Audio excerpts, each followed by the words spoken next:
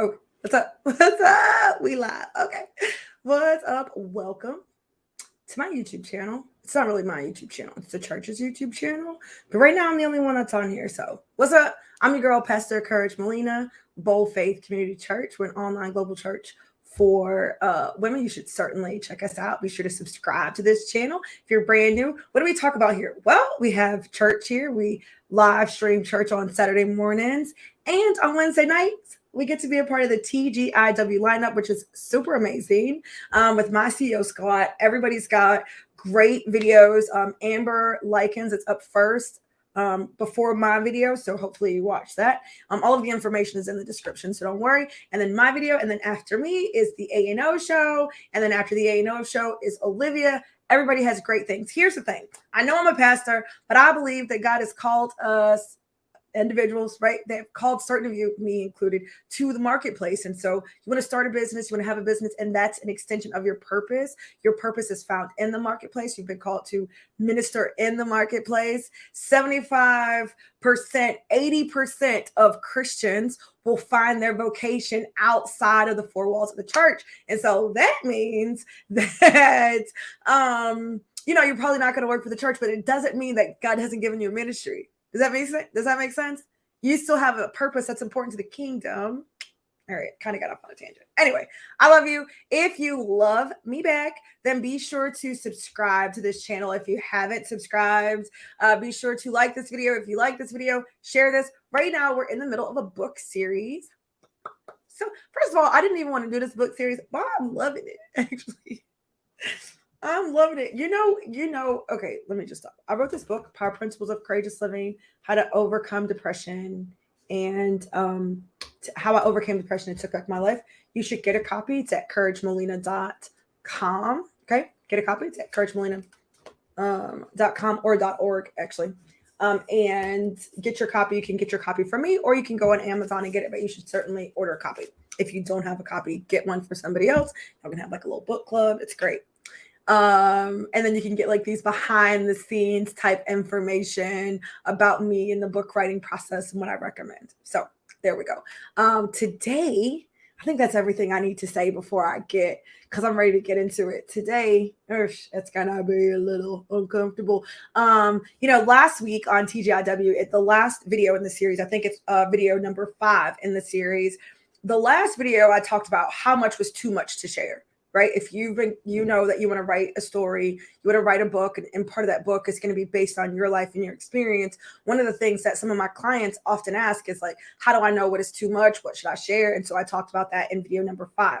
But in this video 6, I'm actually going to share the dirt I shared and why I shared it, because I shared some dirt. I'm 41, and so I grew up during a time, and I don't know if it's still like this, but I grew up during a time where it was like, what happens in this house stays in this house. This idea of like airing your dirty laundry is like, that's not what we do. And I agree with that to a certain degree, right? But I'm not going to get into that tonight either.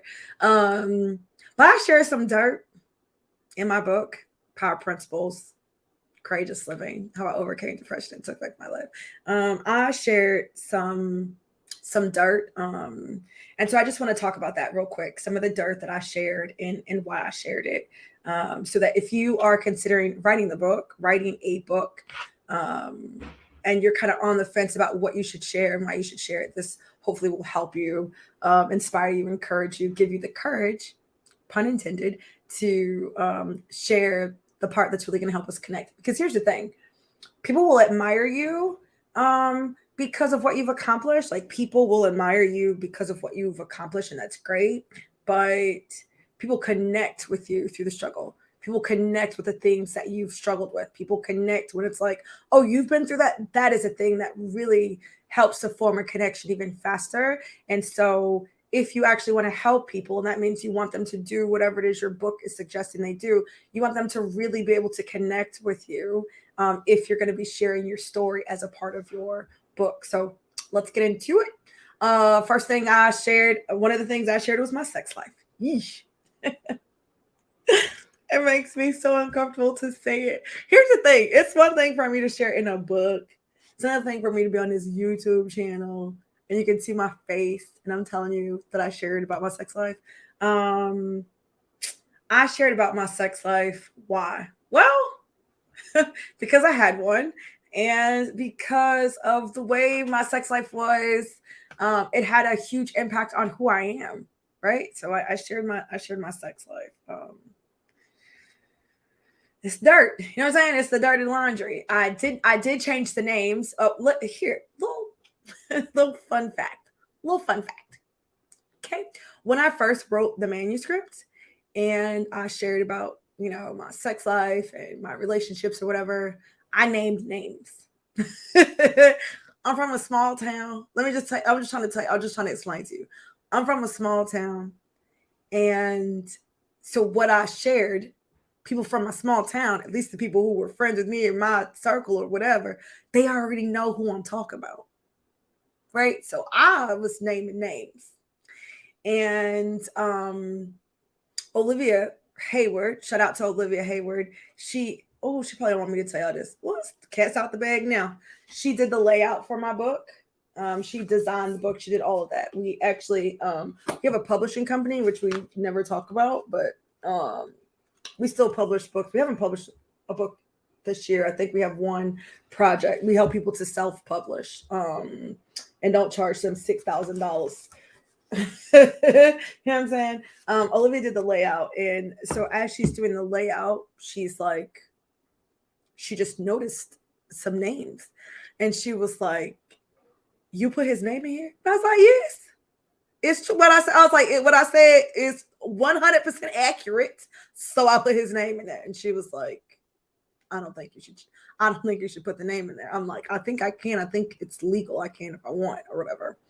Um, and so then I kept it and I sent it to my editor, and my editor called me and she was like, "Hey, Courage, do you want to change the names?" I was like, "No." She was like, "Yeah, change the names, And so I did that. But the reason I shared is because, one, it's true. Two, it shaped me.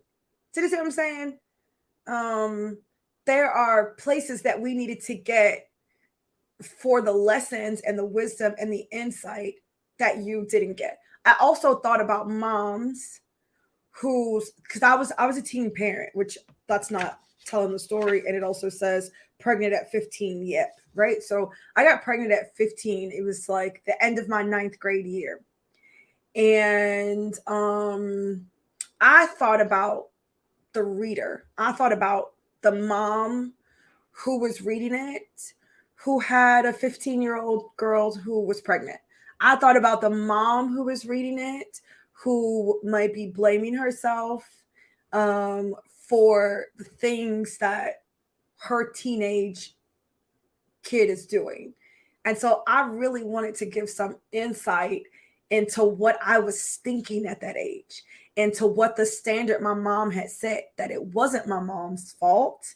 That there are lots of things that contributed to me having sex at an early age, but it's not what my mom was thinking, right? That, the things that people say about girls who get pregnant young isn't necessarily true, right? Just in case anybody needs to know, you don't actually have to be promiscuous to get pregnant. You literally just need to have sex. That's it. Like, that's all that it's required. You don't have to be a hoe. You just have to have sex. And if you have sex, you could get pregnant. Even if you only have sex one time, even if you only have sex with one person, no matter how old you are. See what I'm saying? Like, and so I thought about the mom who was reading it, who might be struggling with her kid. I wanted to give that insight. I thought that was really important to do. And so I did. I included sex life. I also included infidelities that occurred in my marriage. And my husband is not a fan of that. He's not a fan that I shared that. He didn't read it, but he knows, we've been married for 21 years. He's been in this marriage for 21 years. And so he knows what's transpired. And so he was not a fan of me sharing that part. I felt so led, right? I really struggled with that actually. I actually struggled with that probably more than other things because while it's the truth and it's my story, we've been together so long, it's impossible for me to share my experience and not also be sharing his experience, you know? And so that was hard. I talked to the Lord about it over and over. I didn't think that we were going to survive. Actually, I felt like we did so well. We'd gotten over a hump and we were in a good space. And the Lord was calling me to write this book, and I was sharing it. I think one of the things I don't know if I can say most proud of. I don't know if that's okay to say, but it's the truth. I think one of the things I'm most proud of about my experience is my marriage. If I'm honest, I kind of feel like I'm gonna cry a little bit. I think that's the thing I'm most proud of because we were together young. We faced a lot of things that would be difficult for adults to handle, and we were kids dealing with that. And who we are today, like the love that we have for each other today, is such a beautiful thing. But I remember how bad things were. And so I think about the women who are right now in a season that we were in, and those seasons seem impossible. They seem like they will never come to an end. And it's not been my experience. These principles helped to save my marriage, you know? And so while it was not an easy thing to share and everybody wasn't on the same page, I just like the Lord was just so leading me. And in retrospect, I'm glad I did. I don't regret sharing it. I've met so many women, some of you maybe even watching this video, who have stopped me, who have come up to me at conferences, who DM'd me, who have emailed me to tell me that, reading my book gave you hope for your marriage, and now things are getting better, or reading this book has given you hope for your situation. And so the enemy is after marriages, like, and I don't say that, I'm not kidding. I mean, it's a true thing, because when a marriage breaks up, it breaks the faith of people that are involved and are around it, impacts their faith. And so, this is a thing that God has ordained, marriage. And so it's important. And so it's extremely important to God. It's very important to me. And if sharing my testimony, as uncomfortable as it was, can help somebody else to get their footing, get their grounding, get grounded, and stand up and stand in the gap for their marriage, then it's worth it. Abuse, I shared about abuse. And I was on both sides, right? I was on both sides, for the record. I share that because as a person who was abusive, I have changed. And I'm not suggesting that you stay in an abusive relationship or any of that. I'm telling you the truth, though. You know what I'm saying? I think sometimes we have this idea that people, even in the church, that somebody is so far gone, they will never change. My best friend, that's my best friend, Erica, tells me I have the gift of faith. And when she first said it, I was kind of resistant. But since then, I can see I really do, because I think that anybody can change if the Lord gets a hold of them. You know what I'm saying? I really believe that. I don't care how far gone. I don't care what psychology says. Like, I literally do not care. I don't think that there's anything that's too hard for God. And so I just, I included it because it's a part of my actual life.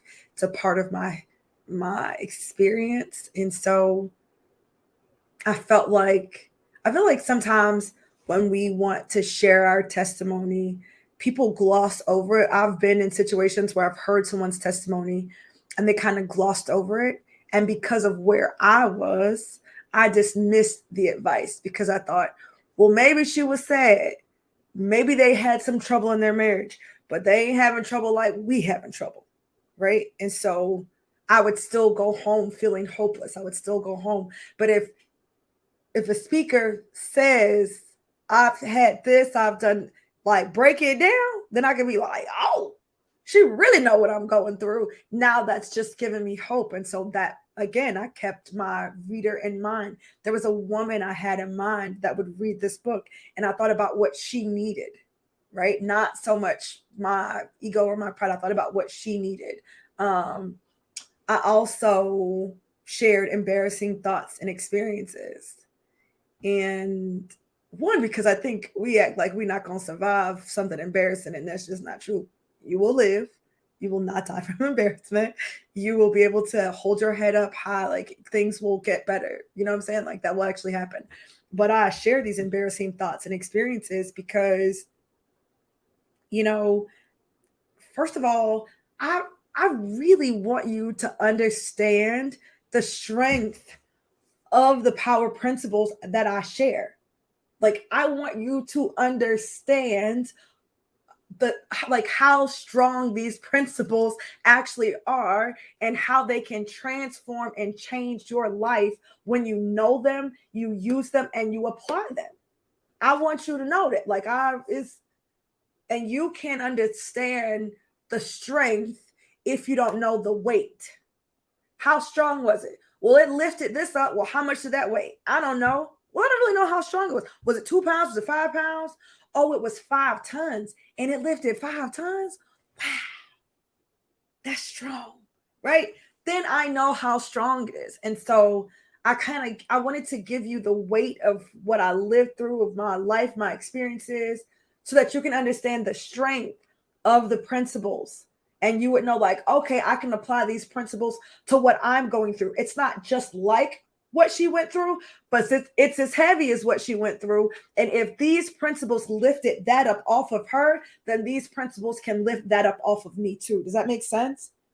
And the other reason I shared the dirt is because I don't look like what I've been through. I mean, let's listen.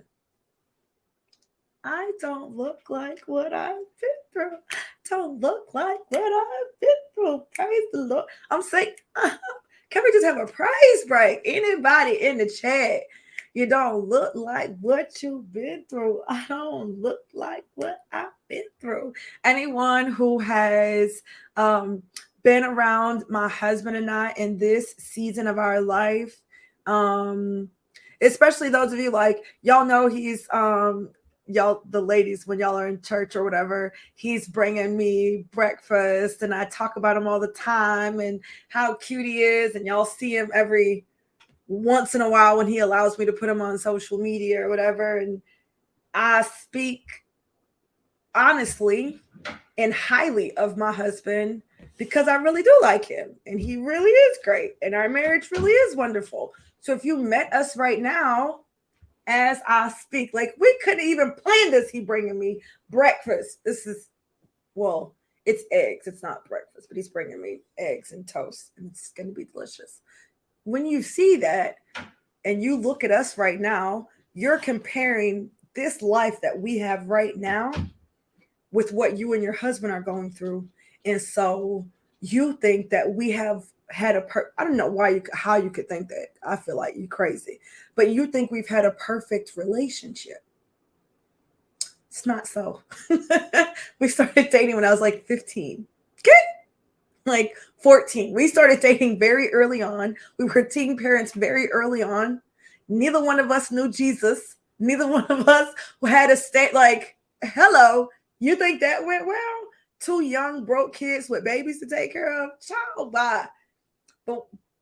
But when I come to talk to you about how you can stay in your marriage and how you can come out of depression and all these things, it's difficult for you to receive it from me because I look like a person who has it together.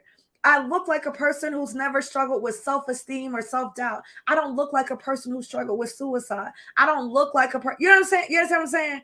I don't look and seem like, I don't know what what we're looking for, but I don't look like what I've been through. So that's why I had to share the dirt. Because if I didn't share the dirt, you might have some doubt, one, that the principles work, and two, that I know what I'm talking about. But baby, I got this in the mud.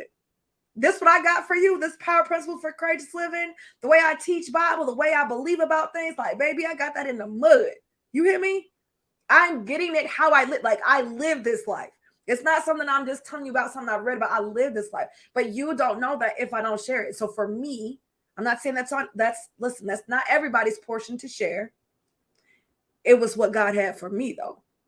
You know? So that's why I share my dirt. Listen, this is video number 6 in this series. This is video number 6 in this series. So excited about it.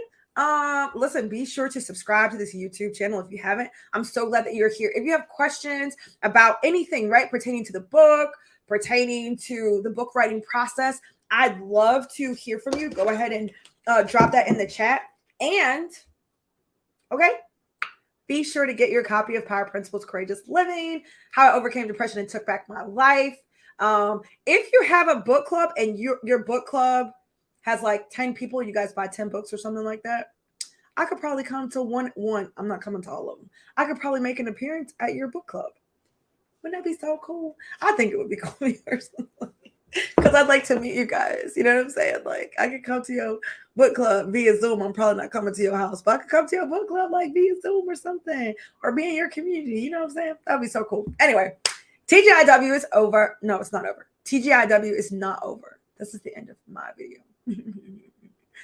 I hope that you loved it. Go ahead over to the A&O show as TGIW continues, but not before you subscribe, like, and comment. All right. See y'all over in the chat with A&O.